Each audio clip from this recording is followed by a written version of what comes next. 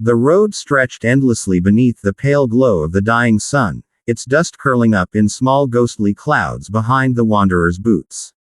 His coat, once black, now carried the color of countless journeys, sand, sweat, and time.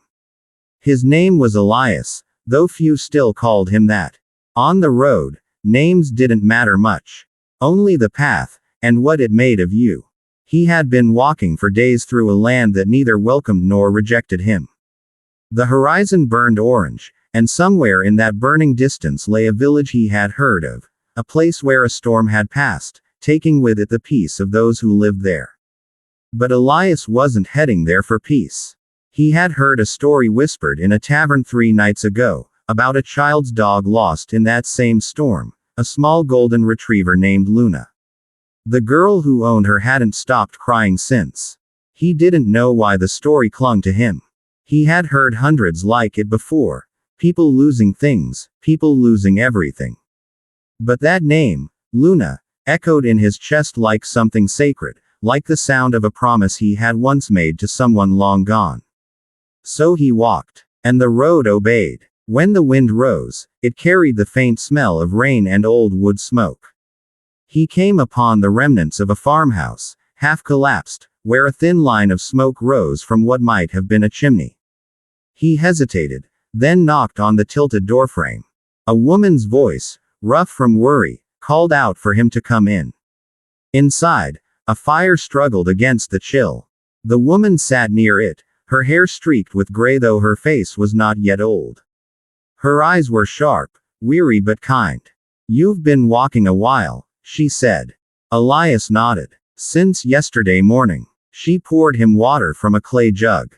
"No horse. Sold it for food 2 towns back." "Then you're a fool or a saint." "Maybe both," he said with a tired smile. She studied him, then asked, "You heading east?" "That's the direction, yes." Her voice lowered. "Then you'll pass near our village. A child there, my niece, lost her dog during the storm last week. Folks say wolves came down from the ridge that night. She keeps waiting, though. Won't eat, won't speak. I'd bring her here if I could, but she won't leave that old oak near the well. Says Luna will come back."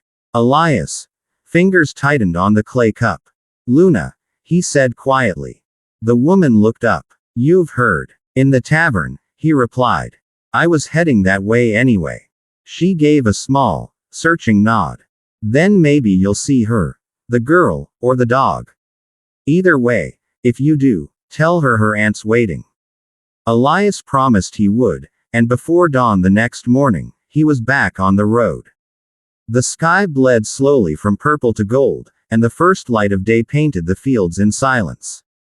As he walked, he thought of the dog, of a small creature with golden fur matted by rain, perhaps still wandering frightened among the trees. He remembered, too, a time long ago, when a smaller version of himself had stood in a storm, calling for a dog that never came home. That dog's name had been Mira. He had been 15 then, too proud to cry when she vanished, too broken not to. His father had told him that dogs, like people, sometimes left when their time came. Elias had hated him for that. By noon, he reached the edge of the village. The storm had left scars, roofs torn open, trees split, fences dragged into the mud. People were rebuilding with the slow determination of those who had already lost too much. When they saw the stranger coming down the road, they watched warily, but he only tipped his hat and kept walking. At the center of the village stood a great oak tree beside a well. Beneath it sat a girl of about 10, clutching a worn piece of cloth, perhaps part of the dog's collar. Her eyes were swollen, red from crying, and she stared into the distance as though waiting for the world to make sense again. Elias approached slowly. "You must be Clara," he said softly. She blinked up at him. "Who are you?" "Just a traveler," he replied. "Your aunt sent me. She's worried about you." Clara looked away. "I can't go. Luna will come back," she promised. Elias knelt beside her. "Dogs make promises in their own way," he said gently. "Sometimes keeping them means finding a new path." She's not gone, the girl insisted, clutching the cloth tighter. She ran into the woods when the thunder came. I tried to go after her, but Mama stopped me. She said it was too dangerous. But Luna's brave. Elias looked toward the ridge that rose behind the village, covered in dark pine. He could almost feel the cold air that lived between those trees. If she's out there, he said, I'll find her. Clara's eyes widened. You will. He nodded. I can't promise she'll come home, but I'll do what I can. The girl studied him, then pulled a small silver bell from her pocket, tarnished, but still shining faintly. This was on her collar, she whispered. If you ring it, maybe she'll hear. Elias took it gently, the metal cool against his palm. I'll try. That evening, he climbed the ridge. The forest greeted him with a quiet older than memory. The ground was soft with fallen needles, and every branch seemed to whisper in the fading light. As night fell, he built a small fire beneath an overhang and listened, to the wind, to the owls, to the faint hum of the world alive around him. Then, in the distance, a sound, not the growl of wolves, but a soft whimper, carried on the air. He rose immediately, heart pounding, and followed it. The moon had climbed high, throwing silver over the world. He moved carefully between the trees, his lantern low. The whimper came again, closer now, and then, there she was. A golden retriever, thin and trembling, trapped beneath a fallen branch. Her fur was caked with mud, one leg twisted awkwardly. When Elias knelt, she tried to pull back, teeth bared in pain and fear. It's all right, he murmured. Easy now. I'm not here to hurt you. He set down the lantern, knelt beside her, and slowly reached for the branch. It was heavy, but not unmovable. With a grunt, he lifted it just enough for her to slide free. She yelped once, then collapsed beside him, breathing hard. Good girl, he whispered, brushing the dirt from her fur. You made it through the storm. He wrapped her gently in his coat and carried her back to the fire. There, he cleaned the wound with water and tore a strip from his shirt to bind it. The dog shivered, then slowly rested her head on his lap. When she looked up at him, her eyes were full of the same fragile trust he had seen once before, in Myra's eyes, all those years ago. Elias smiled faintly. Luna, he said softly, and the dog's ears perked at the sound of her name. They stayed there through the night. The forest around them breathed and shifted, and somewhere, far below, the village slept. By dawn, Luna was able to stand on 3 legs. Elias fashioned a makeshift sling from his pack, carrying her close as he made his way down the ridge. The path was long, and twice he nearly slipped on wet rock, but he kept going. When he finally reached the edge of the village, the first light of morning was spilling over the fields. Clara saw them from the oak and ran forward, shouting the dog's name. Luna barked weakly, tail thumping against Elias's side. The girl fell to her knees, wrapping her arms around the dog, sobbing into her fur. She came back, Clara whispered. You brought her back. Elias knelt beside them, setting down his pack. She did most of the work, he said quietly. Braver than most I've known. The girl looked up at him through her tears. Thank you, mister. Will you stay? Mama will want to thank you too. He hesitated. Maybe for a bit. They took Luna to the healer, who cleaned and bandaged her leg properly. By evening, the village gathered near the well to see the miracle for themselves, the dog who survived the storm, and the stranger who had brought her home. People offered Elias food, drink, a bed, but he stayed on the edge of the firelight, content to watch Clara and Luna together. Later, as the night deepened, the girl's mother approached him. You've done something I can't repay, she said softly. Elias shook his head. No debt. Just a road that led here.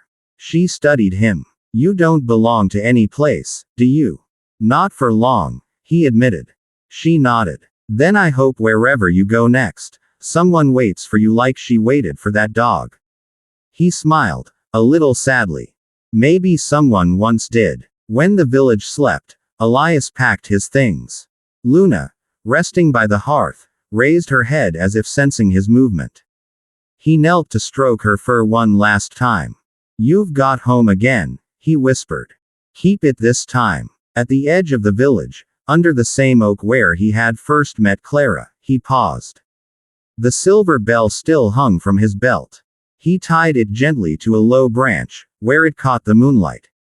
It chimed once, a sound clear and small, carrying far into the night.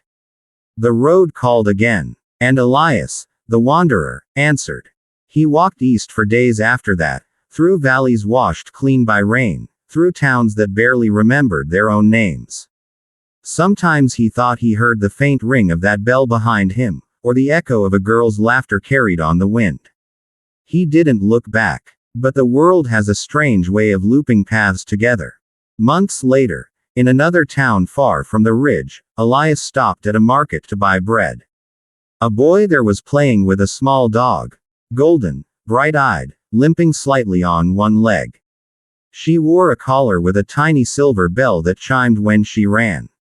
Elias froze for a moment, watching her chase the boy through the crowd. She looked happy, whole. The sight stirred something in him. Joy, sorrow, gratitude, all tangled. He smiled to himself, paid for his bread, and moved on. That night, by the riverside, he built a small fire. He took out his journal, the only constant companion of his wanderings, and wrote. "Today I saw proof that kindness does not vanish when you leave it behind. The world remembers, even if you keep walking." He closed the book and leaned back, eyes tracing the stars. Each one seemed like a story, shining briefly before fading into the vastness. Perhaps one of them was Myra's, another Luna's, and maybe, someday, one would be his own. A small light, forgotten by most, but still burning somewhere. As the fire dimmed, he whispered into the dark, "Keep them safe, whoever's listening." Morning came soft and gray. He slung his pack over his shoulder and started down the road once more.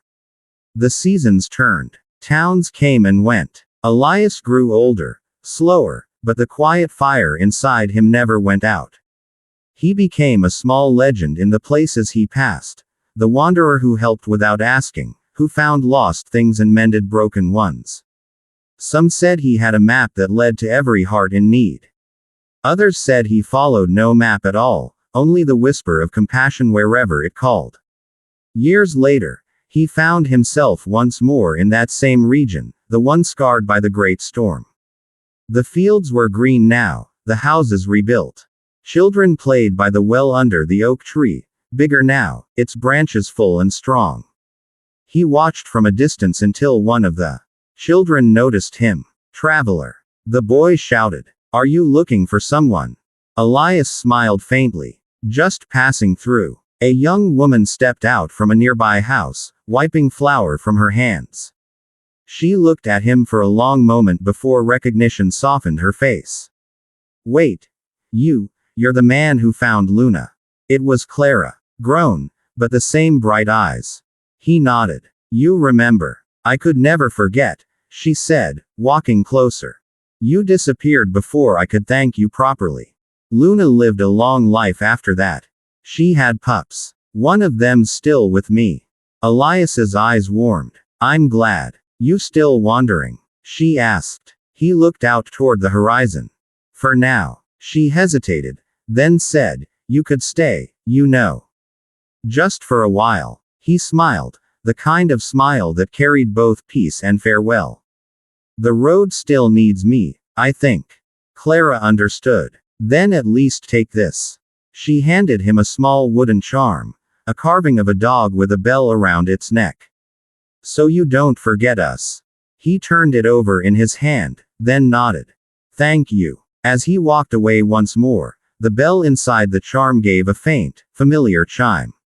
He thought of Luna, of Clara, of every place he'd left a piece of himself. He thought of the way compassion moves, not in grand gestures, but in small, enduring acts that ripple outward long after we're gone. That night, as the stars rose above another nameless road, Elias wrote one final line in his journal. Maybe I've been chasing lost things all my life, not to find them, but to remind myself that what's lost is never truly gone if someone still remembers. He closed the book and smiled into the dark. And somewhere, carried on the wind, a faint bell chimed. Soft, clear, eternal.